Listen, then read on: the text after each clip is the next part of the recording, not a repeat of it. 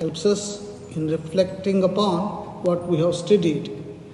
If you recollect from your memory, we were studying about the gene interaction, in that single gene inheritance and double gene inheritance. In the double gene inheritance, the concept was understood with dihybrid cross. We have taken the example of dihybrid cross with two characters at a time. The characters or traits that we have taken is the seed color, pea seed color. Is it green or yellow? Second, the texture of the seed.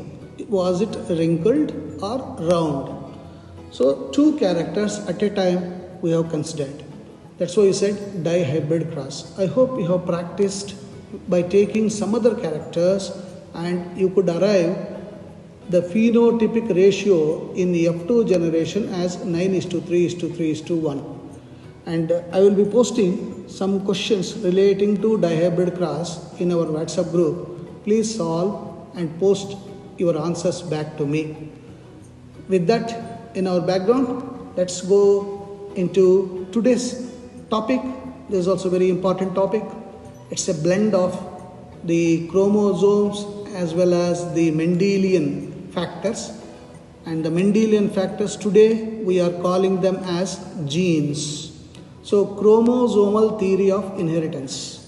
What is the reason for this theory to come up?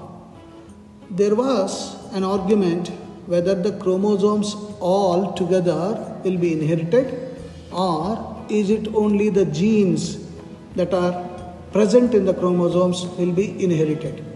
So, for this, to explain better, Mendel's laws will be used and can be explained this chromosomal theory of inheritance through Mendel's laws. So, who proposed this?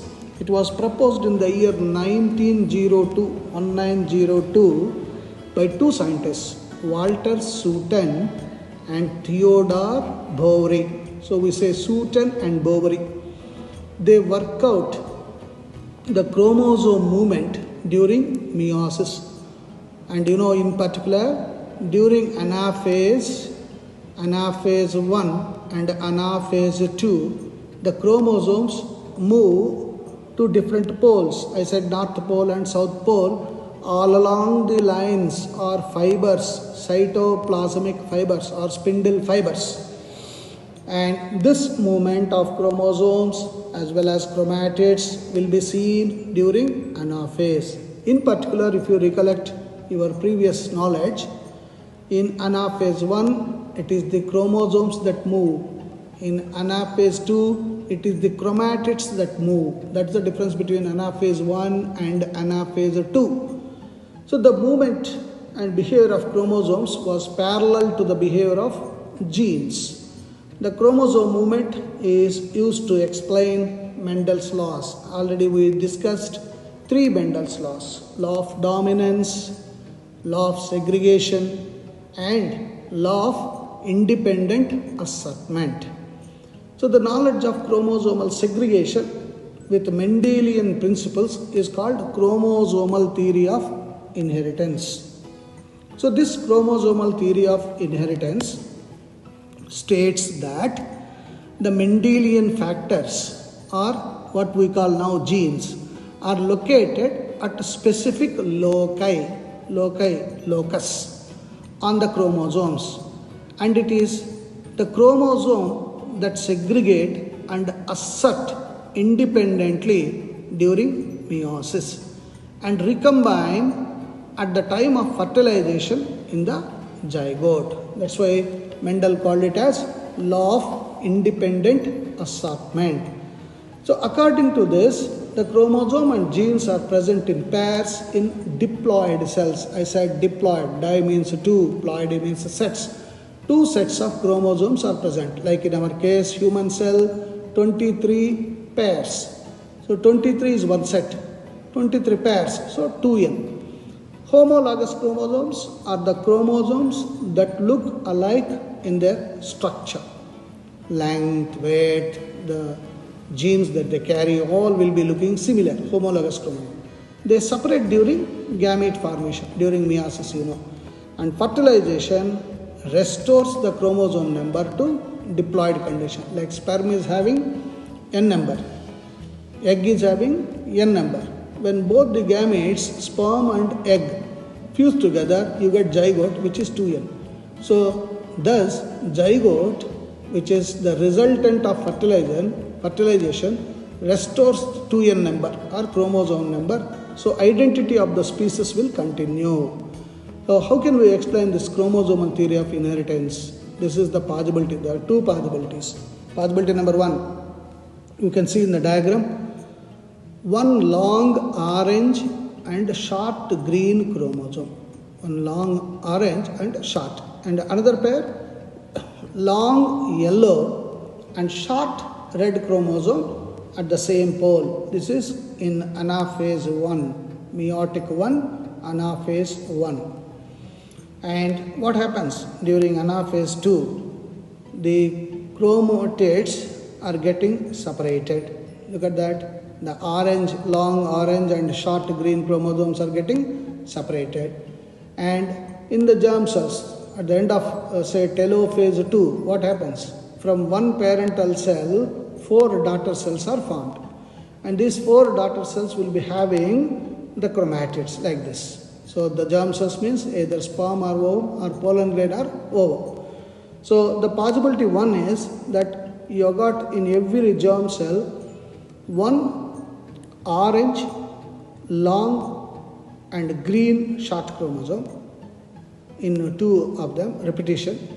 And in another 2 germ cells, it is long yellow and short red chromosome. So this is the resultant of germ cell formation. What is the possibility 2? One long orange and short red chromosome and long yellow and short green chromosome at the same pole. So quite reverse of that. In this left side diagram you can see orange green here, orange red, yellow red here, and right side yellow green. Now during meiotic 2, that is anaphase 2, what happens? The chromosomes get separate, homologous chromosomes are getting separated. And resultant of that is in germ cells, from one parental cell, 4 daughter cells are formed at the end of telophase 2, as you may recollect from meiosis. So each germ cell is having a chromatid. Now the variety. See in the left side diagram you can see orange long chromosome with green short. Here orange long with red short chromosome. Similarly in the left side diagram you can see long yellow and short red. Here long yellow and green short. So this is how Mendel explained law of independent assortment. The chromosomes have got freedom to combine with anyone. It's not the rule that yellow chromosome should have a combination with red short chromosome. No, it can also have green short chromosome that exhibits law of independence, independent assortment. And what does it say? The salient features of this theory. Bridge between one generation and the next is through sperm and ovum. The two must carry all the hereditary characters. Both the sperm and the egg contribute equally in the heredity of offspring, as we understand. Nucleus contains chromosomes, therefore chromosomes must carry the hereditary traits. Every chromosome or chromosome pair has a definite role in the development of an individual. The chromosome retain their number, structure and individuality throughout the life of an organism and from generation to generation. The two neither get lost nor mixed up, independent assortment. They behave as units. Both chromosomes as well as genes occur in pairs in the diploid cells, as we have seen just now. A gamete contains only one chromosome of a type and only one of the 2 alleles of a trait. These are the salient features of Stewart, Sutton and Bowery's chromosomal theory of inheritance. Similarly, at the same time, another scientist has explained linkage, a phenomenon called linkage. What is that? Linkage is the phenomenon of certain genes staying together and their inheritance from generation to generation without any change or separation due to their presence on the same chromosome. And thanks to Thomas Hunt Morgan in 1910 proved and defined linkage on the basis of his breeding experiments on fruit fly. You are seeing the fruit fly, and the scientific name of this fruit fly is Drosophila melanogaster. I'll repeat, Drosophila melanogaster, and you can also see female and male very clear distinction is there. So the linkage experiments that were conducted by T.H. Morgan in 1910 has proved that there is linkage between the genes. Now, why is that he has selected the fruit fly Drosophila melanogaster only? There are many reasons of course. One of the main reasons is that this completes life cycle in about 2 weeks. So in 2 weeks we can understand what are all the changes that the fruit fly undergoes. And you can grow this in our own lab. Just put some wax, the fruit fly will grow. And you have seen in your own home on banana, on apple, many flies will come. These are all fruit flies. So you can grow it in a simple synthetic medium, and it is very suitable for genetic studies, and a single mating could produce large number of progeny flies and varieties, and clear differentiation of male and female flies as I have shown just now. Look at that, male and female very clearly we can see. And then many types of hereditary variations can be seen with a low power microscope. What are the variations? We can see red eye, for example, black eye. So that is contrasting characters. Wings, short wings and long wings, another contrasting characters. Like that, many varieties of characters can be seen. And with that, Morgan could explain the linkage. That is, genes are arranged in a linear fashion on the chromosome. Some genes situated in close proximity are always inherited together because of linkage. They are linked together. Strength of linkage between two genes is inversely proportional to distance between the two. All these genes which are located in single chromosome constitute a linkage group. They form one group. The number of linkage groups in a species corresponds to its haploid number of chromosomes. Like in our case, 23 linkage groups in human beings. Thus, the linkage proves the possible characteristics with which the characters will be inherited. In that, of course, the types of linkage, incomplete linkage and complete.